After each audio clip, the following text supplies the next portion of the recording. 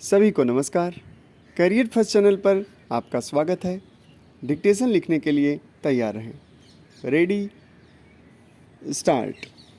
बुद्धिजीवियों को महज राजनीतिक आईने में देखना कुचक्र को रेखांकित करना है। यद्यपि यह सत्य है कि बुद्धिजीवियों को देश काल की परिस्थितियों के अनुरूप ही स्वयं को ढालना चाहिए, तथापि इस संकीर्ण दृष्टिकोण में उलझकर बुद्धिजीवी की स्वतंत्रता का अपहरण नहीं होना चाहिए। बुद्धिजीवी को एक राजनीतिक बलि बनाकर छोड़ देना, उसकी भावना को छलना होगा। दार्शनिक रवींद्रनाथ टैगोर ने इस संबंध में अपने विचार बड़े ही विस्तृत रूप में प्रकट किए थे। उन्होंने बताया था कि साहित्यकार की भावना एक पुष्प की भांति कोमल और सुगंधपूर्ण होती है।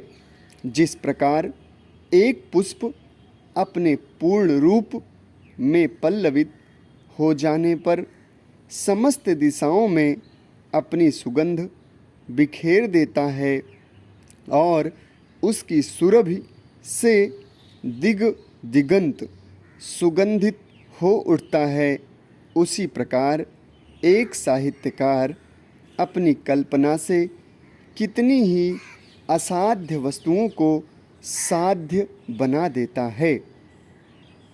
बुद्धिजीवी वर्ग का यदि गहराई के साथ अध्ययन किया जाए तो विदित होगा कि अपनी बुद्धि के बल पर इन बुद्धिजीवियों ने संसार के प्रत्येक आवरण को प्रभावशाली ढंग से बेधने का प्रयास किया है तथा वे बेधने में सफल भी रहे हैं।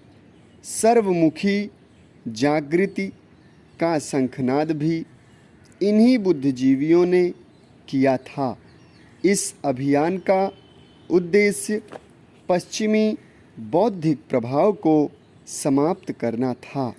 अंग्रेज़ों के भारत पर अनेक प्रभावों का परिणाम घातक दृष्टिगोचर होने लगा था।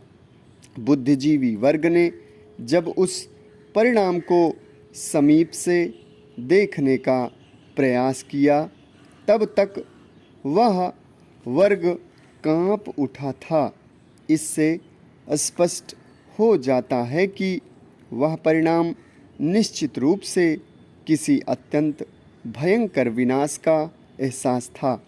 बुद्धिजीवियों ने समाज के प्रति अपने दायित्वों को महसूस किया था।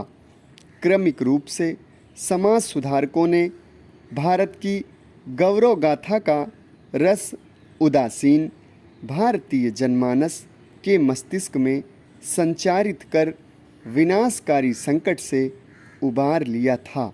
उस समय लोक चेतना पूर्ण रूप से विकसित नहीं हो पाई थी।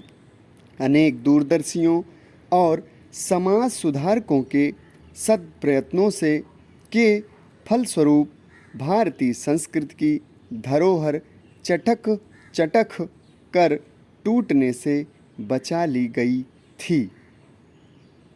भारतीय सामाजिक परिप्रेक्ष्य में राजा राम मोहन राय की भूमिका निस्संदेह श्लाघनीय है। राम मोहन राय और समकालीन समाज सुधारकों ने नारी अवस्था का सम्यक चित्रण किया था।